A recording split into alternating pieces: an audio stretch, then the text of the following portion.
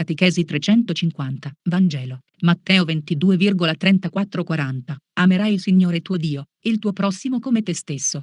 Gesù, rispondendo a un dottore della legge che lo interrogava su quale fosse il più grande dei comandamenti, disse: amerai il Signore Dio tuo, con tutto il cuore, con tutta l'anima, e con tutta la tua mente. Questo è il più grande e il primo dei comandamenti. E il secondo è simile al primo: amerai il prossimo tuo come te stesso. Questi due comandamenti sono il fondamento di tutta la vita cristiana. Il distintivo di un cristiano deve essere innanzitutto l'amore verso Dio e verso il prossimo. Ma come va amato Dio? Gesù è chiarissimo: Dio va amato con un amore totale, che investe tutto il nostro essere, cuore, anima e mente. Dio dunque deve essere il nostro più grande amore. Prima di ogni altro amore ci deve essere Lui, anche perché se non attingiamo alla sorgente eterna del suo amore, sarà poi molto difficile amare il prossimo come noi stessi. L'amore verso i fratelli infatti comporta spesso eroismo: occorre voler bene anche a coloro che ci offendono, che ci maltrattano, che ci perseguitano, che ci calunniano. Ciò si può realizzare solo con l'amore di Dio e per amor suo. Oggi quanti sono coloro che amano Dio con tale intensità d'amore? Probabilmente molto pochi, altrimenti il mondo non sarebbe diventato ciò che purtroppo è, ossia un inferno anticipato. L'uomo, sempre più inappagato, cerca la felicità in ogni genere di trasgressione morale e sempre più precipita nell'abisso della disperazione. Egli, come un folle, calpesta continuamente la legge di Dio, senza capire che così facendo calpesta se stesso. L'uomo infatti è stato creato da Dio, è stato creato per Dio e non può trovare la vera felicità se non nell'oceano immenso nell'amore divino. Ritorniamo a Dio se vogliamo ritrovare la gioia, quella gioia calma e serena che proviene dalla nostra unione con Lui. Quando l'anima è unita al suo Signore avverte come un balsamo soave che la riempie di pace anche in mezzo alle più grandi sofferenze. È tanto bello vivere tutta la giornata sotto lo sguardo amorevole di Dio ed è ancor più dolce addormentarsi la sera, stretti nel suo paterno abbraccio, avvolti e protetti dalle grandi ali del suo amore. Questa consapevolezza procura all'anima una gioia che il mondo non conosce e che Dio concede a tutti i suoi veri amatori. Cerchiamo ogni giorno di crescere nell'amore, ricordando sempre che tale amore non consiste nel sentimentalismo, ma in una decisa e ferma volontà di bene. Chi ama il Signore deve innanzitutto essere fedele alla sua parola. Anche riguardo a questo punto Gesù è stato chiarissimo: se mi amate osserverete i miei comandamenti. Chi accoglie i miei comandamenti e li osserva, questi mi ama. Se uno mi ama, osserva la mia parola, e il Padre mio lo amerà, e noi verremo a lui e prenderemo dimora presso di lui. Chi non mi ama non osserva la mia parola. Giovanni 14,15-23.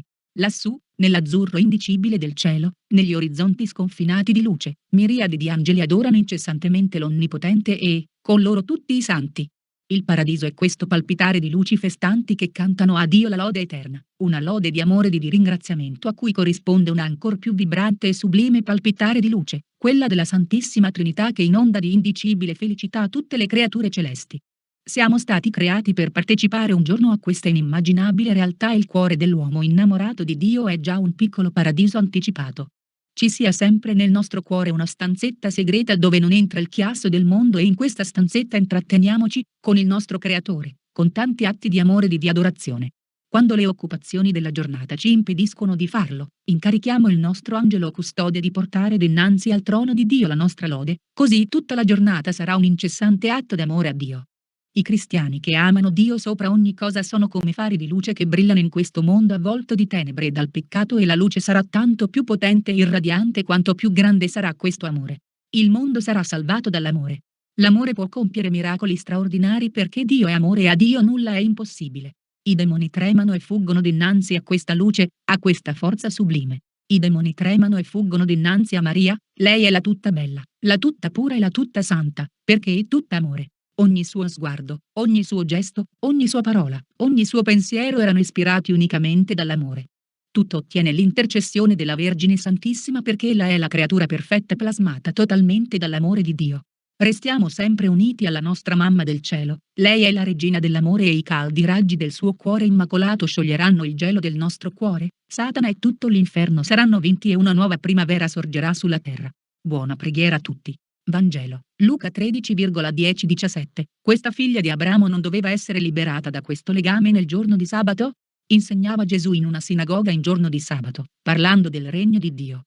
Il sacro testo non ci dice esplicitamente che cosa insegnasse, ma nelle sinagoghe egli gettava, per così dire, il granello nuovo nel campo vecchio e il fermento nella massa, per eliminare ciò che era passato e sollevare al cielo le anime. Mentre egli parlava, si presentò nell'adunanza una donna, rattrappita e curva per possessione diabolica, la quale non poteva guardare all'insù, tanto era incurvata verso la terra. Era un'immagine viva dello stato del popolo ebreo e dell'intero genere umano, che, curvo per il peccato sotto il peso della schiavitù di Satana, non poteva guardare al cielo ed era tutto rivolto alle cose della terra. La povera donna venne nella sinagoga non per essere curata, ma per ascoltare la parola divina. Non domandò nulla a Gesù, ma fu Gesù stesso che chiamandola a sé le disse che la guariva e imponendole le mani la raddrizzò immediatamente. Satana, che teneva legata quell'infelice, al tocco della carne vivificante di Gesù non poté opporre resistenza, fuggì lasciandola libera nei centri nervosi che possedeva e subito il corpo si rimise nella sua posizione naturale. La donna si raddrizzò e cominciò a glorificare Dio. Era una scena bellissima che avrebbe dovuto commuovere profondamente il capo della sinagoga, constatando da vicino un miracolo straordinario e invece si indignò contro Gesù perché aveva operato quella guarigione in giorno di sabato. Evidentemente nella sua mente non era passato neppur lontanamente di essersi trovato innanzi ad un miracolo, prevenuto contro Gesù dall'invidia e dall'odio ormai tradizionale degli scribi e dei farisei, aveva creduto quella guarigione un fatto puramente naturale, e quindi l'aveva stimata una violazione del riposo del sabato. Anche riguardandola così, non avrebbe avuto diritto di cavillare, giacché Gesù Cristo non aveva fatto nessun lavoro materiale, ma aveva solo imposto le mani sull'inferma. Il capo della sinagoga però non volle farsi sfuggire l'occasione di rimproverare Gesù, e, non osando farlo direttamente, si atteggiò innanzi al popolo a difensore della legge di Dio, rimproverando la donna che venisse in giorno di sabato a farsi curare. Traspare dalle sue parole la cattiveria dell'anima sua, contenuta in un'espressione apparentemente equilibrata e spassionata, giacché egli non poteva ignorare che il curare un'infermità era un atto di misericordia e non un lavoro servile. Gesù Cristo non rispose solo al capo della sinagoga, ma a tutti i farisei che erano con lui, e, con un argomento a tutti gli uomini mostrò la stoltezza del loro scandalo e la doppiezza dell'anima loro. Essi, infatti, ammettevano che era lecito, in giorno di sabato, sciogliere un animale dalla mangiatoia e condurlo a bere. Se si voleva cavillare, lo sciogliere materialmente un animale era un lavoro, eppure, secondo loro, era lecito farlo. I farisei si scandalizzavano che Gesù guarisse in giorno di sabato gli infermi e credevano poi perfettamente lecito curare in quel giorno le bestie, ma solo perché era loro interesse il conservarle. Anch'esse avevano, in un certo modo, una zoofilia opposta alla vera carità, come si vede nella moderna civiltà, dove si promuovono, con ardore le società di protezione animale e non si dubita nel medesimo tempo, di inventare i mezzi più raffinati di distruzione, per nuocere agli uomini nelle guerre, si provvede tante volte agli animali, con ricercatezza folle, e non ci si cura dei poveri e di tutti coloro che sono nel bisogno. Come mai i farisei consideravano un lavoro guarire una creatura legata da Satana e sanarle, con una parola e, con una semplice imposizione delle mani? L'argomento era troppo evidente, e i farisei le arrossirono, non potendo opporvi nulla, mentre il popolo si consolava per le cose meravigliose che operava Gesù. La povera donna non poteva guardare in su materialmente, e i farisei non lo potevano spiritualmente, perché avevano sempre gli sguardi rivolti alla terra. Il Redentore col tocco delle mani sue divine raddrizzò la donna fisicamente e tentò di erigere i farisei spiritualmente, ma erano troppo orgogliosi e maligni, incapaci di elevare lo sguardo a Dio e al mirabile disegno della redenzione. Stretti nella loro meschinità rimanevano legati da Satana e credevano di poter intralciare il cammino del Redentore e delle divine misericordie che si effondevano già sulla terra. Perciò Gesù soggiunse che il regno di Dio era come un granello di senape che, piantato, cresce e si sviluppa ed era come il lievito che, posto nella massa, la fermenta tutta. Lungi dall'essere soffocato dalla malignità degli uomini, sarebbe cresciuto sempre di più e sarebbe stato il rifugio delle anime, come un albero è il rifugio di vita agli uccelli, sarebbe stato fermento di una vita nuova che avrebbe rinnovato tutta l'umanità. La donna che si raddrizza per l'intervento di Gesù, rappresenta tutti i convertiti che raddrizzano la loro via e cominciano un nuovo cammino. Oggi più che mai gli uomini sono curvati verso la terra, legati da Satana e dalla moderna civiltà tutta materia immaterializzante e incapaci di guardare al cielo. È uno stato veramente penoso questo incurvarsi di tutte le umane attività verso la terra, anche quando sembrano avere un'apparenza di spiritualità. Ristabilire una vita corrotta e devastata richiede molto impegno e costanza. Si può rimanere in questo stato anche molti anni, proprio come la donna curva del Vangelo. Oggi c'è una forte incapacità di rialzarsi da situazioni dolorose e di peccato, anche perché il clima di questa società assolutamente priva di valori morali non è certo di aiuto. Nessuno comunque può darsi da solo questa forza morale, è un dono che proviene da Dio. Non bisogna quindi scoraggiarci, perché non siamo mai soli. C'è Gesù e Lui è sempre pronto a intervenire quando chiediamo il suo aiuto. Così anche noi possiamo dire come San Paolo: tutto posso in colui che mi dà la forza. Filippesi 4,13. Gesù è sempre disponibile a tenderci la mano per risollevarci e farci nuovamente elevare la mente, il cuore e l'anima a Dio. In questo modo riusciremo a vivere da veri figli e ci incammineremo sicuri sulla via della salvezza eterna. A tutti gli ammalati nell'anima o nel corpo che invocano Gesù, con fede e con amore, Lui ripete le stesse parole: sei liberato dalla tua infermità. Buona preghiera a tutti. Vangelo, Matteo 13,31-33. Il granello crebbe e divenne un albero. Riprendiamo l'argomento a cui ho fatto accenno nel punto precedente. Il Signore paragona il regno di Dio a un granellino di senape che un uomo getta in un campo e al lievito che una donna utilizza per impastare la farina. Il granellino di senape, che è il più piccolo di tutti i semi, una volta cresciuto diventa un albero su cui gli uccelli fanno il loro nido, mentre il lievito messo nell'impasto permette a tutta quanta la farina di fermentare. Così è il regno di Dio, non è qualcosa di appariscente, ma ha in sé una forza tale, quando viene accolto nelle anime, da trasformare il mondo. La crescita del regno di Dio è tutta spirituale, avviene nell'intimo del cuore dell'uomo e si manifesta poi esternamente, con le buone opere e la pratica delle virtù.